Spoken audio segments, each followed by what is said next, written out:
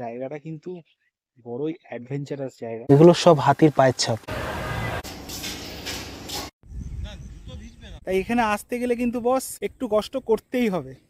ঠিক সেই কারণেই আমি বেরিয়ে পড়েছিলাম কলকাতা থেকে মাত্র 180 কিলোমিটার দূরে অবস্থিত পশ্চিমবঙ্গের পশ্চিম মেদিনীপুর জেলার গড়বেতা শহর ভ্রমণের উদ্দেশ্যে, যেখানে লাল মাটির ওপর গড়ে উঠেছে প্রাকৃতিক গিরিখাত, ঘন জঙ্গল এবং বহু পুরনো শিব মন্দির, মা সর্বমঙ্গলা মায়ের মন্দির, যেগুলো দেখতে হলে আপনাকে আসতে হবে গনগনি। আজকের ভিডিওতে থাকছে গনগনি কিভাবে আসবেন, কি কি ঘুরে দেখবেন এবং কত খরচ হতে পারে। চলুন দেরি না করে শুরু করা যাক।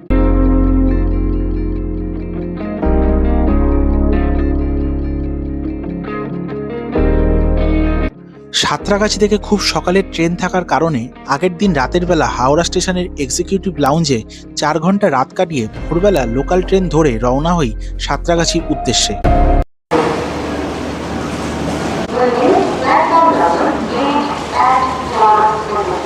সময় এই মুহূর্তে ঘড়ি কাটায় 4:55। দাঁড়িয়ে আছি হাওড়া স্টেশনের 12 নম্বর গন্তব্য, এখান থেকে সাঁতরাগাছি স্টেশন। তারপর সাঁতরাগাছি থেকে আমাদের ট্রেন আছে গড়বেতা স্টেশনের উদ্দেশ্যে। আজকে একটা সুন্দর জার্নি হতে চলেছে, একদিনের ভ্রমণ। যাব সকালে এবং চলে আস। এখান থেকে সাঁতরাগাছি যাওয়ার পরে কোন ট্রেনে আমরা গড়বেতা যাচ্ছি সেই সমস্ত কিছু ইনফরমেশন থাকছে আজকের এই ভিডিওতে। চলো, এখনো ট্রেন ছাড়েনি, সিগন্যাল হয়ে গেছে ট্রেন ছাড়তে, কিছু সময় বাকি আছে। সাঁতরাগাছি স্টেশন পৌঁছে আবার তোমাদের সাথে কথা হচ্ছে।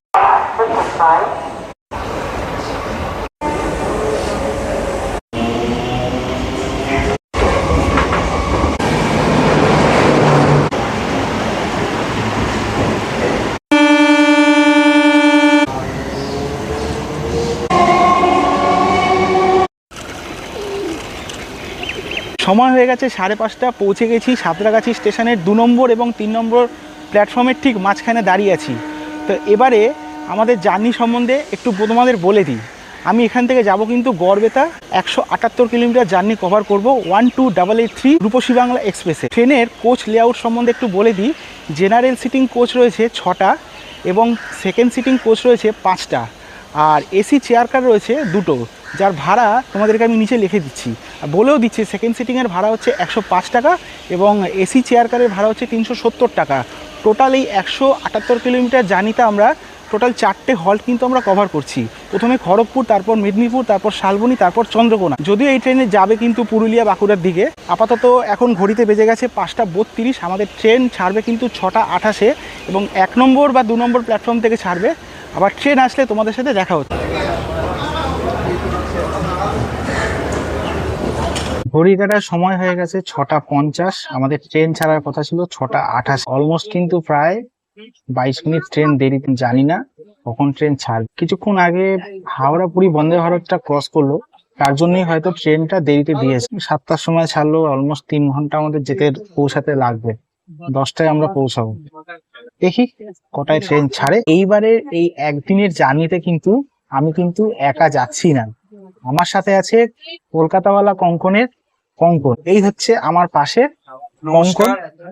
মানে ইকো পার্কের পরে দাদার সাথে আবার মানে ফার্স্ট জার্নি আমার বাইরে আউটসাইড কলকাতা। দাদার সাথে ঘুরে তো ইকো পার্কটা খুব ভালো লেগেছে।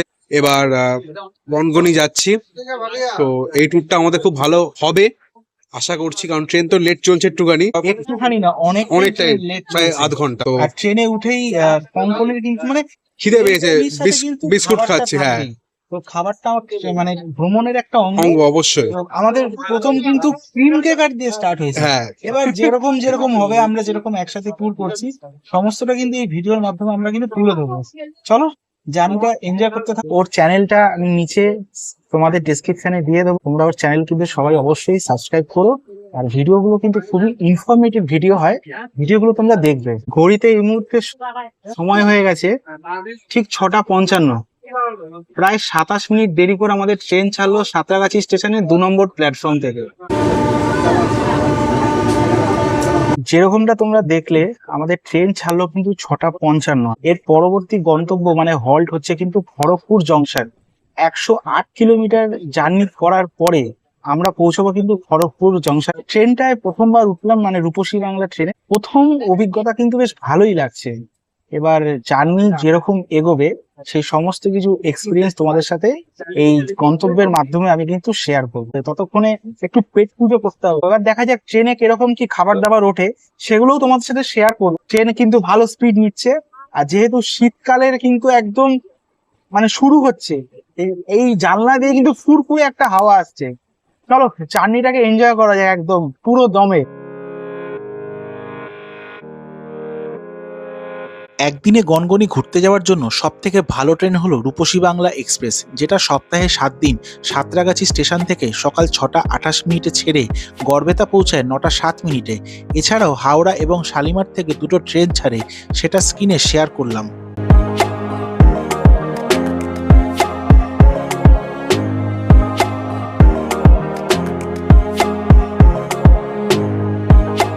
সাঁতরাগাছি থেকে 8 কিলোমিটার জার্নি শেষ করার পর এই মুহূর্তে আমাদের ট্রেন এসে দাঁড়িয়েছে খড়গপুর জংশনের 6 নম্বর প্ল্যাটফর্মে। তো এখানে কিন্তু ট্রেন প্রায় কিন্তু 25 মিনিট দেরিতে চলছে। এর পরের গন্তব্য কিন্তু হচ্ছে কিন্তু মেদিনীপুর। মেদিনীপুরে কখন পৌঁছায় সেটা কিন্তু দেখার বিষয়। তো এটা কিন্তু খড়গপুর জংশনের 5 নম্বর প্ল্যাটফর্ম, এটা হচ্ছে 6 নম্বর প্ল্যাটফর্ম। তো বিশাল বড় কিন্তু একটা প্ল্যাটফর্ম। অনেক দিন পরে কিন্তু খড়গপুরে আসলাম, এখন ভালোই লাগছে। ট্রেন কিন্তু এখানে 5 মিনিটের হল্ট আছে।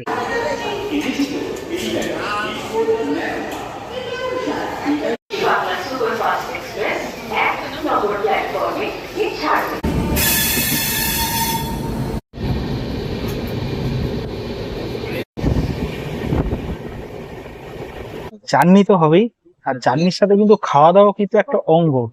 তো এখনই শালবনী স্টেশন পার করার পরে হাতে তুলে নিয়েছি আলু মোচার চপ। তো এখানে 3 পিস দিয়েছে। কঙ্কন বাবুকে জিজ্ঞেস করলাম, কঙ্কন বাবু খাবেন না। খাওয়ার পরে বাই কামরার যে সিটিং অ্যারেঞ্জমেন্ট আছে সেটা আমি তোমাদেরকে একবার দেখানোর চেষ্টা করব। এখন আপাতত আলু মোচার চপে মনোনিবেশ করি। পুরো গরম নয়, আর খেতে কিন্তু ভালো। চলো খাওয়া দাওয়া করি, তারপরে সিটিং অ্যারেঞ্জমেন্টটা তোমাদের দেখাবো। আচ্ছা, খাওয়া দাওয়া হলো। এবার আমাদের পরবর্তী হল্ট কিন্তু হচ্ছে চন্দ্রকোনা। চন্দ্রকোনার পরে কিন্তু আমরা পৌঁছাবো গড়বেতা। এবার তোমাদেরকে দেখিয়ে দিই আমি যে কামরায় যাতায়াত করছি, এটা হচ্ছে সেকেন্ড সিটিং কামরা। এই কামরায় কিন্তু 3x3 সিট আছে। যে সিট অ্যারেঞ্জমেন্টটা আছে, এই যে দেখতে পাচ্ছ আমরা বসে আছি, সিট গুলো খুবই ছোট। হ্যাঁ, তো যদি একটু আমাদের মতো একটু মোটা সোটা হেলদি পাবলিকদের যদি থাকো, তাহলে কিন্তু একটু সমস্যা হবে। তো সেই কারণে দেখতে পাচ্ছি একটু চেপে চুপে বসেছি। আর সিটটা কিন্তু পুশ ব্যাক সিট। এবার তোমাদের সামনেটা দেখাচ্ছি, দেখো তোমরা দেখতে পাচ্ছ ওখানে 3টে সিট আছে, এখানে 3টে, মানে 3x3 সিট। আর ওপরে কিন্তু এরকম লাগেজ রাখার অপশন আছে। দূরে দেখতে পাচ্ছ মোবাইল চার্জ দেওয়ার কিন্তু অপশন আছে, কিন্তু চার্জের অপশন গুলো খুব দূরে দূরে। এখানে একটা আছে, আর এখানে কিন্তু নেই, আবার পেছনে। আর এই হচ্ছে উইন্ডো পোর্শন। আর এইখানে খাওয়া দাওয়া করার জন্য কিন্তু অপশন আছে। আমার এখানে ব্যাগটা রাখা রয়েছে। আর দেখো, আমি তোমাদের গত 2-3টে আগে ভিডিওতে বলেছিলাম, যেহেতু আমি একটু লম্বা, সেহেতু কিন্তু পা ছড়িয়ে বসতে কিন্তু বেশ অসুবিধাই হচ্ছে আমার। আর এখানে কিন্তু একটা জলের বোতলের হোল্ডার রয়েছে। তো মোটামুটি তোমাদেরকে দেখানোর চেষ্টা করলাম যে সেকেন্ড সিটিং এর সিটিং অ্যারেঞ্জমেন্টটা কিরকম হয়। ওয়াশরুম ফাশরুম আমি আর দেখাচ্ছি না, সব ট্রেনে একই থাকে সেকেন্ড সিটিং এ। খুবই ইন্টারেস্টিং। এখন কতক্ষণে গড়বেতা পৌঁছাবো আমি। গড়বেতা পৌঁছে ওখান থেকে তোমরা কিভাবে গনগনি যাবে, গনগনিতে কি কি সাইট সিন দেখবে, সমস্ত কিছুতে থাকছে। এবার চলো সরাসরি তোমাদেরকে গড়বেতা পৌঁছে তোমাদের সাথে দেখা হচ্ছে। এখন আমাদের আর জার্নি ওই নর্মাল 10-12 কিলোমিটার মতো বাকি আছে।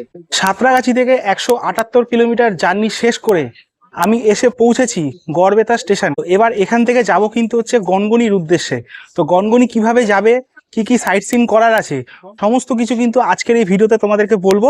তো চলো, অলরেডি কিন্তু আমি টোটো ঠিক করে ফেলেছি। এবার গিয়ে কাকার সাথে কথাবার্তা বলবো যে কোথায় কোথায় কাকা ঘোরাবে। চলো এবার এই যে ওভারব্রিজটা দেখতে পাচ্ছ, এই যে ওভারব্রিজটা, এখান দিয়ে ওখানে কাকা আমাদের দাঁড়িয়ে রয়েছে, ওখানে গিয়ে তারপরে টোটো করে গড়বেতার আজকে সমস্ত কিছু গনগনি, যে স্পেশালি গ্র্যান্ড ক্যানিয়ন যাকে বলা হয় পশ্চিমবঙ্গের, সেই গ্র্যান্ড ক্যানিয়ন এবং আরো বিশেষ কিছু বিখ্যাত মন্দির আছে এখানকার, সেগুলো সমস্ত কিছু আজকে তোমাদেরকে ঘুরিয়ে দেখাবো।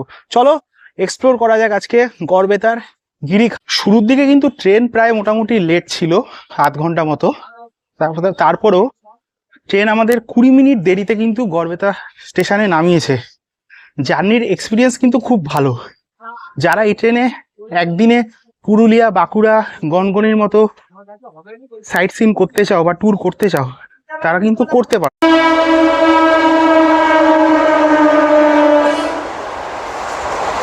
এখন আমরা সিদ্ধেশ্বর কাকুর টোটোতে উঠে পড়েছি। কাকুর সাথে তোমাদের পরে পরিচয় করাবো এবং জার্নিটাও শুরু হবে। তার আগে কিন্তু পেট পুজো করতে হবে, কেন ট্রেনে শুধুমাত্র ওই আলুর চপ দিয়ে তো পেট ভরে না। তো পেট পুজো করব আগে, সকালবেলা আগে পেট পুজোটা করি, তারপরে সমস্ত কিছু ইনফরমেশন থাকবে আজকের এই ভিডিও।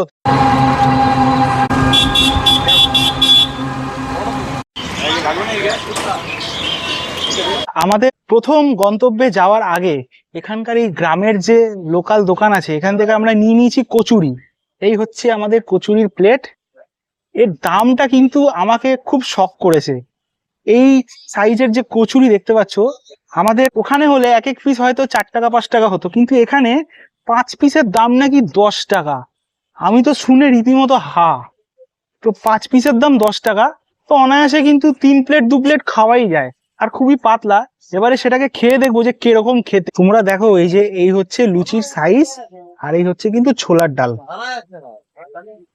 এবারে এটাকে খেয়ে দেখি কিরকম খেতে।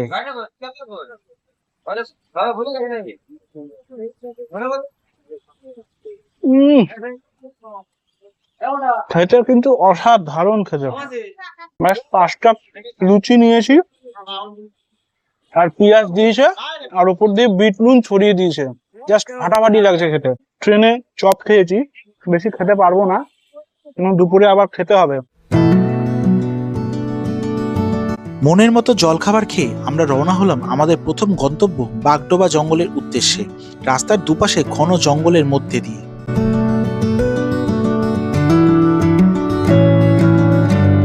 এখন যে জায়গাটার মধ্যে দিয়ে যে যাচ্ছি, দুপাশে কিন্তু ঘন জঙ্গল, আর এখানে কিছু দূর অন্তর অন্তরই কিন্তু লেখা রয়েছে যে এখানে হাতি পার করার রাস্তা। তো এখন অব্দি হাতির দেখা পাইনি। তো বেশ দারুণ লাগছে কিন্তু ফরেস্টটা। এই হচ্ছে পুরো ঘন জঙ্গল, যখন তখনই কিন্তু এখানে হাতি বেরিয়ে যেতে পারে। বেশ দারুণ লাগছে কিন্তু, রাস্তাটাও বেশ সোজা পিচের রাস্তা, দারুণ রাস্তা। আমরা কিন্তু প্রথমে যাচ্ছি বাগডোবার জঙ্গল। যদি হাতি দেখতে পাই, হাতি এসে কিন্তু ওখানে জল খাওয়ার একটা গল্প বললো। আগে ওখানে নাকি বাঘ আসতো, এখন বাঘের আসার কোনো নামগন্ধ নেই। তো বাঘ আসেনি, কলকাতার বাঘ এসছে, বঙ্গলবিয়ানা। তো কঙ্কন, বলো, প্রথমবার এসে কেমন লাগছে এত সুন্দর একটা জঙ্গল দেখে? অসাধারণ এক্সপিরিয়েন্স। আমরা যখন কলকাতায় থাকি, কলকাতার চারদিকে ফ্ল্যাট, বাড়ি, গাছপালা দেখাই পাওয়া যায় না। এখানে যে চারদিকে সবুজের সমাহার দেখে সত্যি কথা মন ভরে গেল। অসাধারণ জায়গা। এবার বাগডোবা জঙ্গলে গিয়ে বাঘ তো এখানে হাতির দেখা মিললেই ভালো। তো প্রথমবার এসে কেমন লাগছে আমার সাথে প্রথমবার এক্সপিরিয়েন্স কি? অসাধারণ ভালো লাগছে। ইকো পার্কে তো ওটা তো কাছে, এটা দূরে অনেকটা ট্রাভেল করে এলাম, খুব ভালো লাগলো। দেখো, আমরা কোথাও একা যাই, কোথাও দুজনে যাই। একা গেলে না একটা সেই কথা বলা সেই মানুষটার অভাব হয়, যে বোরিং লাগে একা গেলে। বাট যখন আমরা দুজন যাই, একটু কথা বলতে বলতে না যে দূরের সময়টা কখন যে চলে যায় সেটা বোঝা যায় না। আর আরেকটা কথা, যে মানুষটার সাথে আজকে আমরা বেরিয়েছি, সেই মানুষটার সাথে তোমাদের পরিচয় করাবো। আমাদের যে প্রথম গন্তব্য আছে, সেখানে গিয়ে তোমরা চাইলে কিন্তু ওনার সাথে আসতে পারো, এবং অবশ্যই কিন্তু আসবে, কেন সামনেই কিন্তু শীত আসছে। জাকিয়ে শীতে এই একদিনের জার্নিতে গড়বেতা কিন্তু একটা উপযুক্ত জায়গা। তো চলো এই জার্নির এক্সপিরিয়েন্সটা নিতে থাকো তোমরা। দেখো, আমরা মেন রাস্তা বরাবর যাওয়ার পথে এখন ঢুকে পড়েছে কিন্তু লাল মাটির রাস্তা। জঙ্গলের মধ্যে দিয়ে যাচ্ছি, বেশ কিন্তু একটা অ্যাডভেঞ্চারাস ব্যাপার। দুপাশে কিন্তু জঙ্গলটা কিন্তু একদম কাছে চলে এসছে। একদম সরু রাস্তা, পেছনে দেখতে পাচ্ছ সরু রাস্তার ঠিক মাঝখান দিয়ে শুধুমাত্র আমরাই 3 জন যাচ্ছি। রোমাঞ্চকর লাগছে অনেক, একদম মানে বেশ রোমাঞ্চকর লাগছে। আর এখানে অনেক ধরনের গাছপালা আছে। গাছপালা কিছুই চিনি না, যেটা সত্যি কথা, চিনি না, ঠিক আছে, সেটা অস্বীকার করতে কোনো দোষ নেই আমার, হয়তো এখানে বিষাক্ত গাছও থাকতে পারে, তার জন্যই চট করে কোনো জিনিসে হাত দেবে না। এখানে এসছো, ঘুরতে এসছো, ঘোরার মজাটা উপভোগ করো। বহুদিন পর সফর সঙ্গী পেয়ে গল্প করতে করতে পৌঁছে গেলাম আমাদের প্রথম গন্তব্য বাগডোবার জঙ্গলে। চলে এসছি বাগডোবার জঙ্গলে। মানে ভাবা যায়, এতদিন পাহাড় সমুদ্র এগুলোই ঘুরেছি, কিন্তু বেশ আমার মনে পড়ে না আমি আমার ইউটিউব ক্যারিয়ারে জঙ্গলে কবে গেছি। তো এটা কিন্তু বেশ প্রথমবার এক্সপিরিয়েন্স। আসলে সত্যি কথা বলি, গনগনি প্ল্যান ছিল আমার কাছে, এই জায়গাগুলো প্ল্যান ছিল না। তো পরে এগুলো প্ল্যান হয়েছে যে এরকম এক জায়গা আছে, এরকম পরিবেশ আছে। তো আমার চারপাশে কিন্তু এরকম পুরো জঙ্গল, যেটা বাগডোবার জন্য বিখ্যাত। এই যে এই কি বলবো, জলাশয়টা তোমরা দেখছো, এখানে বাঘ আগে আসতো, যদিও হোক এখন আসে না বাঘ, এখন হাতি আসে। দেখো এরকম লাল মাটির রাস্তা, এই যে পায়ের ছাপগুলো দেখতে পাচ্ছ, হাতিরই পায়ের ছাপ। এই হচ্ছে সেই বিখ্যাত বাগডোবা। এখন হাতি আসে, তো হাতির তো দেখা নেই এখন অবধি।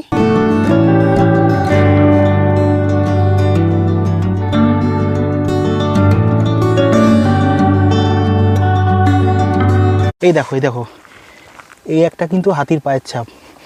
এইভাবেই নামতে নামতে কিন্তু ওরা কিন্তু এখানে এসে জল খায়। জঙ্গলটা কিন্তু জাস্ট অসাধারণ লাগছে, অসাধারণ লাগছে। আজকে প্রথম যেখানে চলে এসেছি এটা কিন্তু বাগডোবার জঙ্গল। আর যে মানুষটার সাথে আমি এসেছি, কাকুর নাম কিন্তু হচ্ছে সিদ্ধেশ্বর মাহাতো, ঠিক? সামন্ত। সিদ্ধেশ্বর সামন্ত। তো এই কাকুর সাথেই সারাদিন আমি ঘুরবো। তো কাকুর কাছ থেকে জেনে নেবো, কাকু আজকে আমরা কোথায় কোথায় ঘুরবো।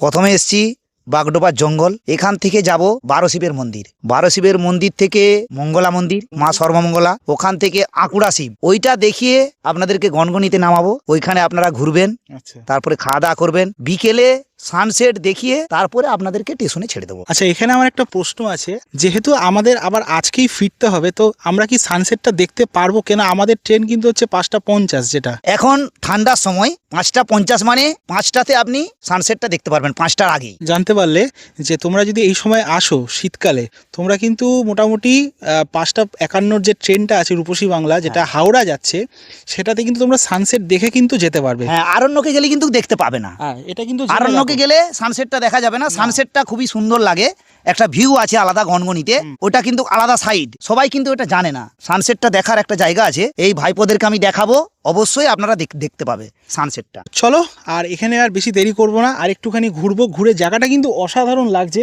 তো আমাদেরকে কাকু যেটুকু গাইড করলো যে কোথায় কোথায় বাঘ আসে, জল খেতে, সমস্ত কিছুটাই। তো এবারে আর একটুখানি এখানে কাটাবো, কাটিয়ে কিন্তু এখান থেকে আমরা পরবর্তী গন্তব্যের দিকে বেরোবো। চলো যাওয়া যাক।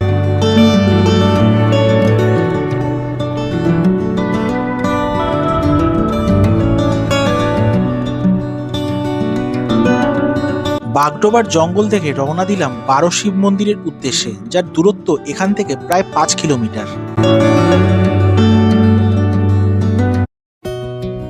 আমরা পৌঁছালাম গড়বেতার 12 শিব মন্দির বা কঙ্গারেশ্বর শিব মন্দির এবং কৃষ্ণরায় জিউ মন্দির, যেটি আনুমানিক 1794 খ্রিস্টাব্দে প্রতিষ্ঠা করেন সিংহ পরিবারের প্রতাপ নারায়ণ সিংহ।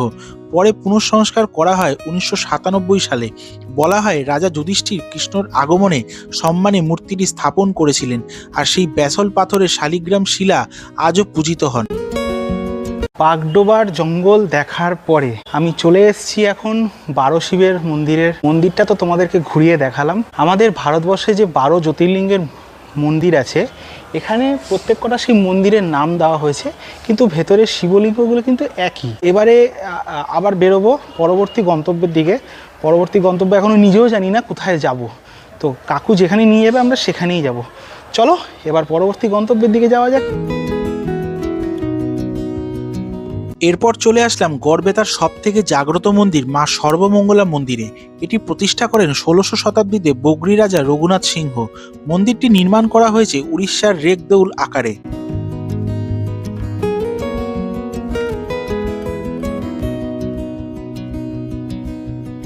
এখানে সর্বমঙ্গলা মায়ের মন্দির দর্শন করলাম। দর্শনের সময় হচ্ছে সকাল 6টা থেকে দুপুর 2টো অবধি। তারপর 2টো থেকে 5টা অবধি বন্ধ থাকে, আবার 5টা থেকে 8টা অবধি মন্দির কিন্তু খোলা থাকে। এখানে ভোগ প্রসাদও দেওয়া হয়, এই যে দেখছেন পেছনে মায়ের প্রসাদের জন্য 60 টাকা করে কুপন, আর পুজো দেওয়ার জন্য যে ডালা সামগ্রী পাওয়া যায় সেটা কিন্তু এই যে এই যে দোকানটা, এখানেই কিন্তু মায়ের পুজো দেওয়ার ডালা সামগ্রী পাওয়া যায়। এখানে তোমরা আসো, ভেতরে মায়ের গর্ভগৃহে কিন্তু ক্যামেরা এলাও নেই, যেটা তোমাদেরকে দেখাতে পারলাম না। তো এবার তোমাদেরকে জাস্ট আশপাশটা দেখালাম, দেখি এবার এখান থেকে বেরোচ্ছি আমাদের পরবর্তী গন্তব্যের দিকে। মা সর্বমঙ্গলা মায়ের মন্দির দেখে একটু এগিয়ে দেখে নিলাম আকুর শিব মন্দির। শোনা যায় পুরাণে কোনো এক পুরোহিত শিবলিঙ্গটির আকৃতি বন্ধ করতেই আঁকড়ে ধরেন, সেই থেকেই নাম হয়েছে আকুর শিব। এরপর গ্রামের লাল মাটির পথ দিয়ে রওনা হলাম গনগনির গিরিখাতের উদ্দেশ্যে। চারপাশে দেখতে পাবেন শুধু সবুজায়ন এবং সব উঁচু ঢিপির মতো নানা আকৃতির টিলা। ঘড়িতে এই মুহূর্তে সময় হয়ে গেছে 1:20। সমস্ত জায়গা মানে 4টে সাইট সিন কমপ্লিট করার পরে একদম শেষে চলে এসেছি কিন্তু আলটিমেট যেখানে আসার জন্য এত দূর আসা, গনগনিতে। যেই কাকুর সাথে আমরা ঘুরেছি টোটোতে করে, উনি একটা রেস্টুরেন্ট সব রকম ব্যবস্থা করে দেবেন। প্রত্যেক কটার খাবার আর প্রত্যেকের ব্যবহার কিন্তু অসাধারণ ব্যবহার, আর খাবারগুলোর দামও কিন্তু খুবই কম। দুপুরের খাবারটা একটু পরে খাবো, তার আগে এখানে নিয়েছি ম্যাগি। এই যে ম্যাগি, ডিম দেওয়া ম্যাগি নিয়েছি। তারপরে খাওয়া দাওয়া করে তারপরে যাবো কিন্তু সাইট সিন কমপ্লিট করতে। এখান থেকে নিচে যেতে গেলে আর উপরে আসতে গেলে কিন্তু বেশ কিছু সিঁড়ি ভাঙতে হয়। করে এসে তারপরে কিছুক্ষণ রেস্ট নিয়ে এখানে কিন্তু একটা থালি খাবো, নর্মালি চিকেন থালি।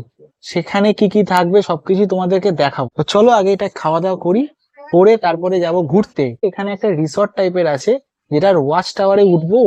ওখান থেকে উঠে তোমাদেরকে পুরো গনগনির যে গিরিখাতটা আছে টোটাল ভিউটা তোমাদেরকে দেখাবো। চলো আগে এই ডিম ম্যাগিটা একটু টেস্ট করে দেখি কিরকম খেতে হয়েছে। গরম গরম, বেশ ভালো।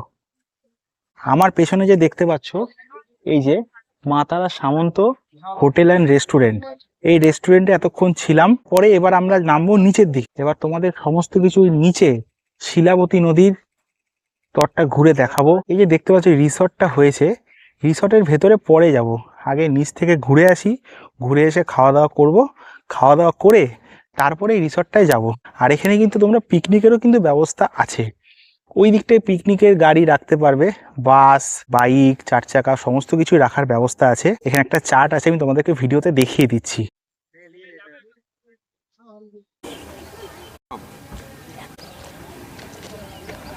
এই হচ্ছে আমার পেছনে শিলাবতী নদী, দেখতেই পাচ্ছ। কিন্তু নামতে গেলে কিন্তু অনেকগুলো সিঁড়ি ভাঙতে হবে। নামাটা তো খুবই সহজ, কিন্তু ওঠাটা বড্ড কঠিন। চলো নিচে নেমে আগে যাই, তারপরে ওখানে গিয়ে কথা বলবো। আর সাথে তো আমাদের কঙ্কন আছেই। হ্যাঁ, কঙ্কন, কেমন লাগছে? অসাধারণ। যে কারণে এখানে আসা, সেই জায়গায় এসছি। এবার সিঁড়িটা দেখে তো মানে নেমে যেতে যাবো, উঠতে তো কষ্ট হবেই। সেটাই হচ্ছে ব্যাপার। ম্যাগিটা খেলাম, সেই জন্যই আমরা ম্যাগিটা খেলাম। সবকিছু একটা জিনিস, এই সৌন্দর্য কাছে কষ্টটা কিছু না। সেটাই, গরমটা আছে কিন্তু সৌন্দর্যের কাছে কষ্ট কিছু না। না আমরা এখন ভিডিও করছি একটু কষ্ট করে, ঠিক আছে? আর লাইক শেয়ার সাবস্ক্রাইব তো একদম তাড়াতাড়ি করে দাও। তোমরা যখন আসবে তখন এত কষ্ট হবে না, কারণ তখন কিন্তু অলরেডি শীত চলে আসবে। চলো আর বেশি কথা বলবো না, চটপট নামি আগে। চলো।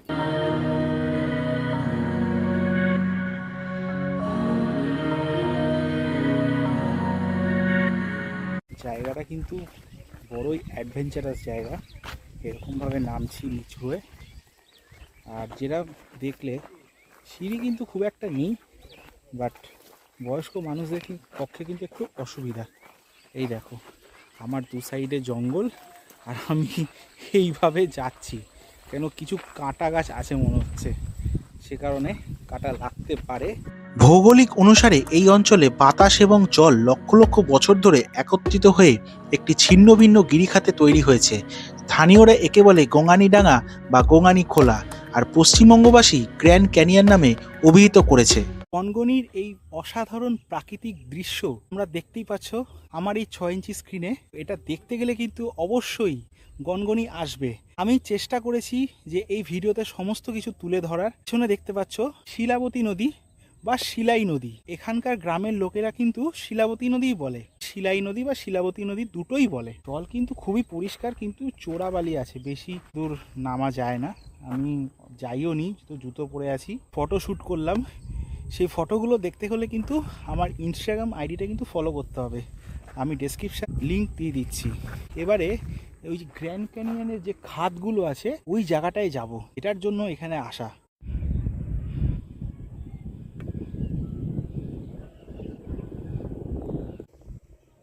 না, এই মুহূর্তে দাঁড়িয়ে রয়েছি গ্র্যান্ড ক্যানিয়নে, মানে গনগনির সব থেকে উঁচু জায়গায়, যেখানে কিন্তু আসতে গেলে বস একটু কষ্ট করতেই হবে। বুঝতেই পারছো কোথায় দাঁড়িয়ে আছি। আর এই যে 360 ডিগ্রির ভিউটা তোমরা শুধু একবার দেখো। যদি এখান থেকে পড়ি তাহলে আর রক্ষে নেই। এত উপরে কারোর ওঠার দরকার নেই রিস্ক নিয়ে।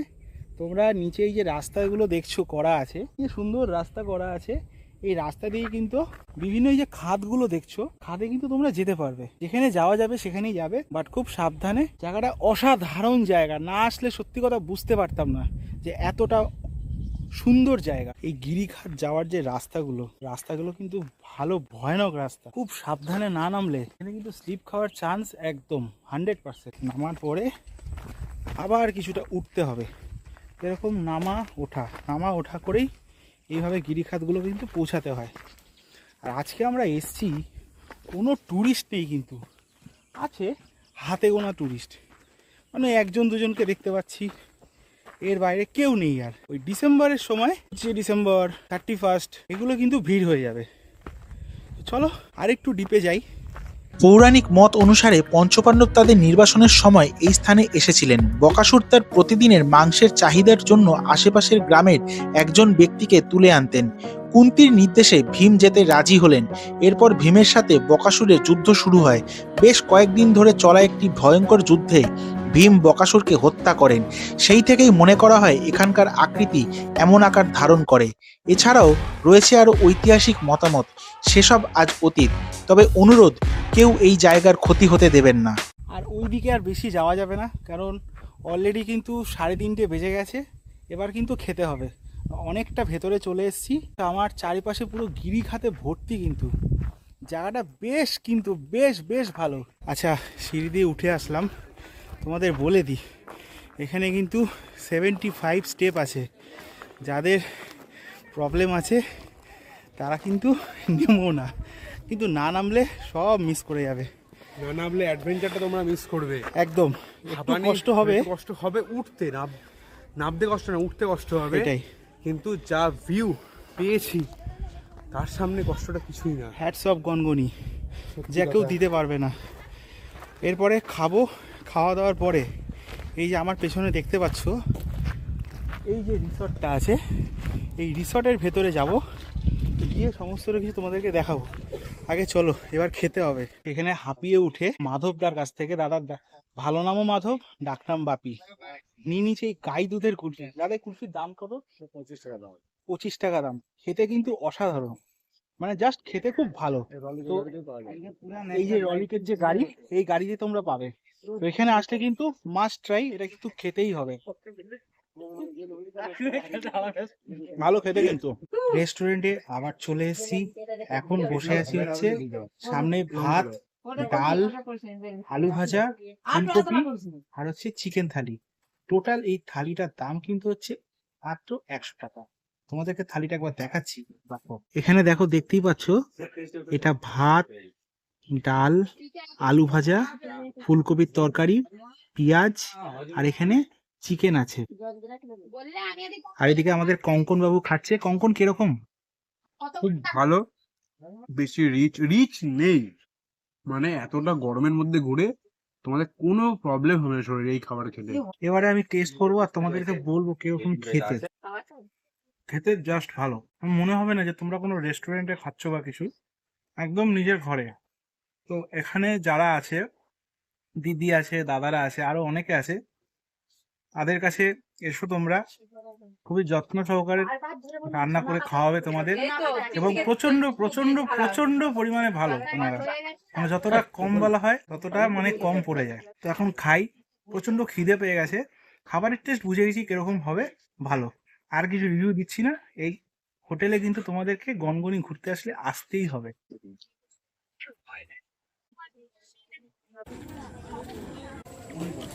ঘড়িতে এখন সময় হয়ে গেছে প্রায় 4:30। খাওয়া দাওয়া শেষ করে ভেতরে ঢুকে পড়েছি এই রিসর্টে ঢুকলে ডান দিকে হচ্ছে রিসেপশন এরিয়া, ওখানে ওয়াশরুম আছে, ওখানে হচ্ছে রেস্টুরেন্ট আছে। থাকার যে জায়গাগুলো, এখানে থাকার জায়গা এই যে দেখো, এটা হচ্ছে কটেজ আছে 24 ঘন্টার জন্য 2000 টাকা। আর একটা ভিআইপি কটেজ আছে, দূরে একটা ওয়াচ টাওয়ার আছে, ওখান থেকে কিন্তু সানসেটটা কিন্তু খুব ভালো দেখা যায়।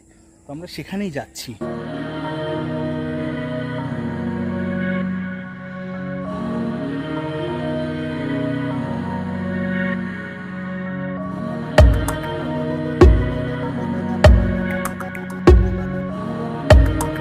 অসাধারণ একটা দিন কাটালাম আজকে। এখন যে জায়গায় দাঁড়িয়ে আছি সেটা হচ্ছে গনগনির সব থেকে টপ পয়েন্ট। এটা হচ্ছে যে রিসর্টটা ছিল, রিসর্টের একদম ওয়াচ টাওয়ারে দাঁড়িয়ে আছি। আমার ঠিক পেছনেই খুব সুন্দর একটা সানসেট হচ্ছে। স্টেশনে যাওয়ার পথে তোমাদেরকে বলবো আজকের এই টোটাল আমাদের একদিনের ঘুরতে কত কি খরচা হয়েছে, এবং তোমরা আসলে তোমাদের কত কি খরচা হতে পারে একটা আইডিয়া দেবো অ্যাপ্রক্সিমেট। সবসময় তো আর একই খরচা হবে না, মোটামুটি একটা খাওয়ার খরচা, ট্রেন ভাড়া কলকাতা থেকে আসা বা যে কোনো জায়গা থেকে আসার, সমস্ত কিছু একটা আনুমানিক খরচা তোমাদেরকে বলবো। চলো, আজকে দিনটা খুব আনন্দ করে কাটালাম, খুব সুন্দর কাটালাম।